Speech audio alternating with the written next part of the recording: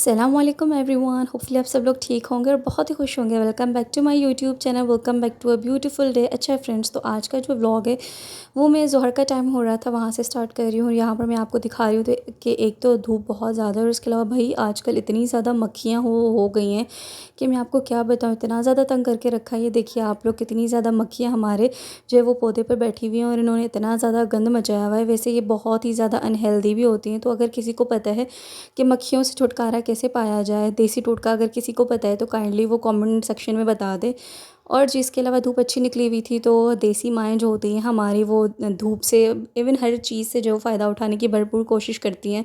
तो मामा ने यहाँ पर जो है वो धनिया सूखने के लिए रख दिया था, फिर इसको मामा जो है वो ग्राइंडर में ग्राइंड करेंगी। यहाँ पर भी बहुत ज़्यादा मक्खियाँ थी और यहाँ पर कोमल ने मेहंदी लगाई थी और इसके अलावा यहाँ पर मेहंदी और जो कपड़ा मतलब मेहंदी में गंदा हुआ था तो कोमल ने ऐसे ही फेंक दिया था। तो मैंने उसे थोड़ा सा डांटा, मामा को भी बताई उसकी करतूतें। मामा ने भी उसे डांटा और इसके अलावा मैंने जाकर ख़ुद ही डस्टबिन में फेंक दिया। मैंने सोचा कि भाई कोमल का वेट नहीं करते, ख़ुद ही जाकर डस्टबिन में फेंक देते हैं।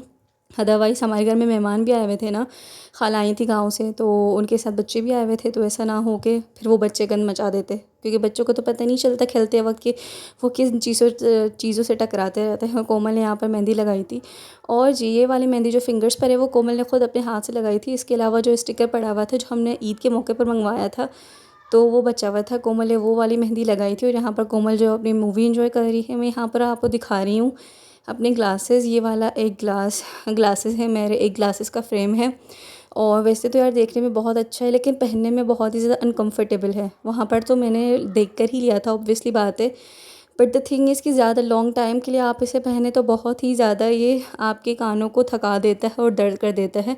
इवन जो दोनों मैंने लिए हैं ना, उन्हीं का यही हाल है। मैंने पापा से कहा था कि इसको चेंज करवाते हैं, पापा ने कहा था कि भाई आपको देख कर लेने चाहिए थे। मैंने कहा उस टाइम तो ठीक ही लग रहे थे। और यार शॉप पर तो इतनी ज़्यादा वैरायटी पड़ी हुई होती है, हर चीज़ अच्छी लग रही होती है, तो सिलेक्ट करने में बहुत ही ज़्यादा मसला होता है कि ये भी लेना चाहिए, ये भी फ्रेम्स अच्छे लग रहे हैं। लेकिन लॉन्ग टाइम के लिए तो हम लोग घर पर ही आकर पहनते हैं ना, तो यही सारी चीज़ें हैं। खैर ये वाला दूसरे जो फ्रेम है और एक जो आपने रस्सी के साथ देखा था वो पापा का था और एक पापा ने अपने लिए भी लिया था और 2 ग्लासेस मैंने लिए थे।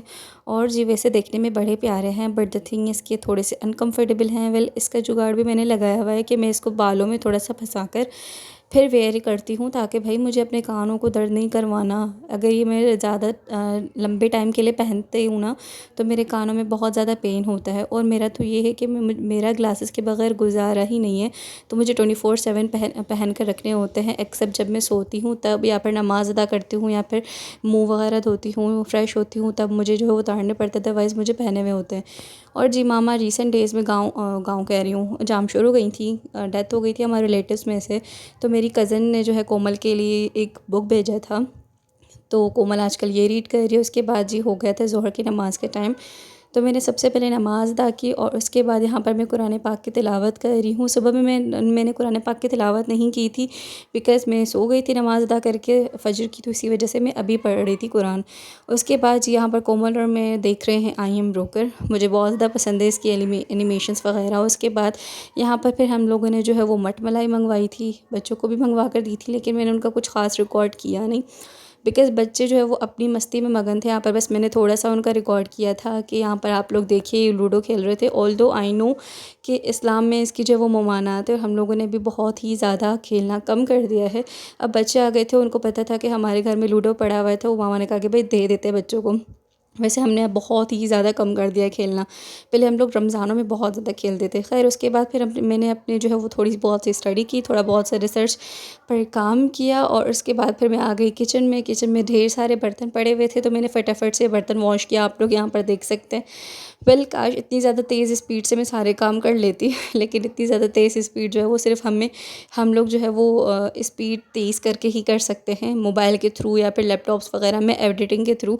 अदरवाइज़ तो इतनी ज़्यादा जल्दी मुझसे काम होते नहीं हैं। आई थिंक किसी भी और इंसान से इतने ज़्यादा जल्दी काम होते नहीं होंगे। खैर खाला गांव से आई थी, ज़ीशान जो है ना वो मुहर्रम के दिनों में गया था गांव, तो हमने खाला को भी कहा था कि हम लोग मोस्टली जाते हैं वेकेशंस में घूमने के लिए, तो आप भी आ जाइए हमारे साथ वेकेशन में घूमने के लिए। तो वो आई हुई थी। खैर उसके बाद यहाँ पर बच्चों के आने का टाइम हो गया था, तो यहाँ पर मैंने ट्यूशन वाले बच्चों को पढ़ाया यानी कि अभी वेकेशंस चल रही हैं इनकी, तो खैर पिछले 2 महीनों से वेकेशंस ही चल रही हैं। और जी यहाँ पर आ गई हमारा न्यू मेहमान। इसका नाम हमने बेला रखा है और पापा के फ्रेंड ने ये उन्हें दिया था, और दिया था कह रही हूँ, दिया है, दी है। ये जो है वो किटन है, फ़ीमेल है, और ये पहले से ही हमें पता है बिकॉज़ इसके जो प्राइवेट पार्ट्स हैं ना वो प्रोमिनेंट है। आई थिंक इसके कलर की वजह से, क्योंकि मानो थोड़ी सी डार्क कलर की थी ना, तो इसके इतने ज़्यादा प्रोमिनेंट नहीं थे।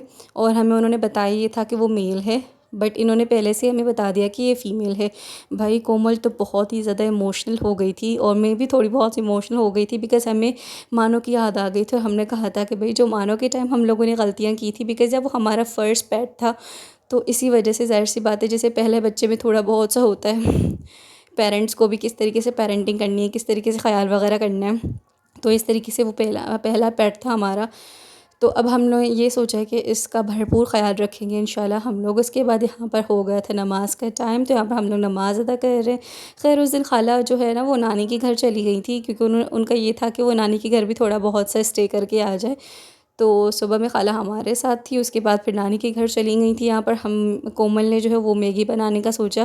ज़ीशान लेकर आया था मैगी, तो इसी वजह से यहाँ पर कोमल मैगी बना रही है, मेरे लिए भी अपने लिए भी। और उस दिन मामा ने सोचा कि भाई मेहमान जो है वो जब नानी के घर चले गए हैं तो क्यों ना कपड़े वगैरह वॉश कर लिए जाएँ, बिकॉज़ जब घर में मेहमान होते हैं ना तो बहुत ही ज़्यादा डिफ़िकल्ट हो जाता है ये सारे काम करना। और जैसा कि मैंने आपको बताया कि देसी माँ हर चीज़ को जो है वो सही तरीके से यूटिलाइज़ करना उन्हें आता है। तो यहाँ पर मामा ने जो है वो कपड़े वगैरह वो सुखाने के लिए रख दिए हैं, बिकॉज़ बहुत ज़्यादा कपड़े थे ना, तो बाहर इतनी ज़्यादा जगह नहीं थी।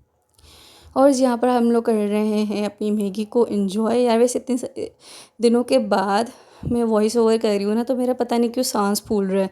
जब आप किसी चीज़ से थोड़ा सा मतलब दूर हो जाते हो ना, तो जब आप इसे फिर उसको करना स्टार्ट कर देते हो तो बहुत ही ज़्यादा जो है वो डिफ़िकल्टी होती है। खैर फिर मामा के लिए कोमल बनाई, तो हम लोग ऑलरेडी अपनी खा चुके थे।